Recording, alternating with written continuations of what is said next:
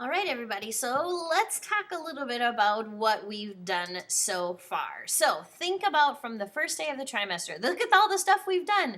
We have talked about what is science and how to do science, making observations, specifically oscillators and the things related to oscillators. We asked a question, what affects oscillators? We learned about that, mass, weight, inertia.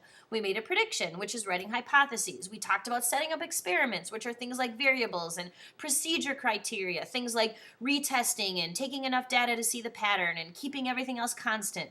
We talked about measuring and metric system stuff. We talked about data tables and setting up graphs. And we've actually taken some data and done our first experiment. So then that leads to the question, so now what? We've done so much. How can there even be more to do?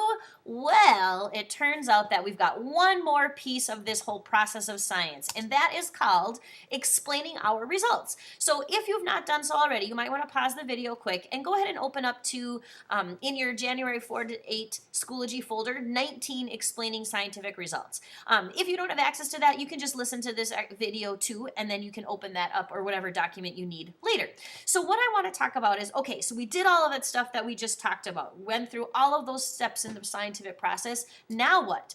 Well, now usually what happens is scientists write a conclusion. So they've done all of those other things. They've asked a question, they've made a prediction, they talked about their procedure, they set up their data table, they took some data, maybe they made a graph, and now what they do is they say, okay, well, let's put it all together. A conclusion tells everybody else what happened, so described what happened, but then also it uses what we know about science and science concepts and science ideas to explain what happened or why it happened. Scientists is really all about explaining things in our world. So using experiments, using models, using data to explain stuff in our world. That's the whole point of being a scientist. And then it also makes us think about what maybe could have affected our results, like admitting, well, maybe our results weren't perfect because of this reason, because of in being it hard to count something that was moving, or maybe the weather patterns changed something about our experiment, those kinds of things. But then it also says, okay, well, if there's something that might have affected our results, what could we do to improve our experiment if we were to redo it? That's the whole purpose of a full conclusion that scientists write after their experiment. When you get into biology and eventually into chemistry, maybe physics, you're going to go through all of those steps in a conclusion.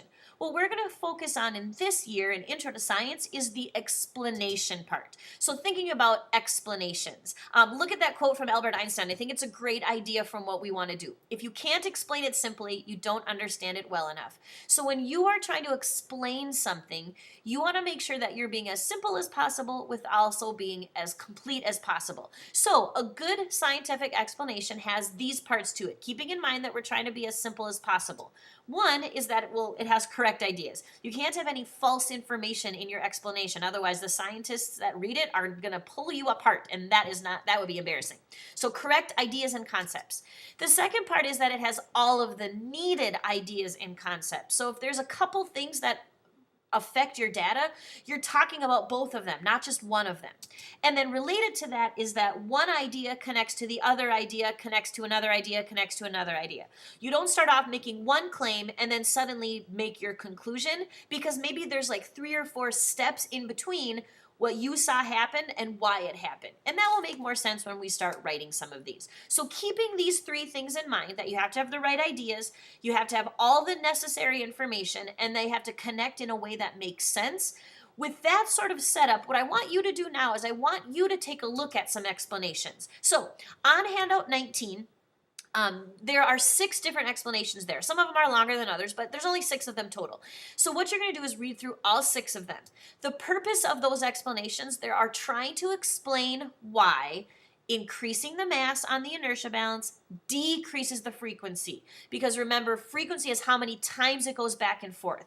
So it's trying to explain if there's more mass, why doesn't it go back and forth as many times? That's what it's trying to explain. So when you read the explanations, you decide which of these explanations answers that idea the best, explains why if there's more mass, the inertia balance won't go back and forth as many times. All that's what you're doing. So then from the 6 of them, rank them best to worst. So whichever letter explanation you think is the best, put that in the box on the far left. whichever one you think is the worst, because maybe it has wrong ideas or there's like jumps in logic or like it doesn't flow, that would be that letter, put that in the box on the far right.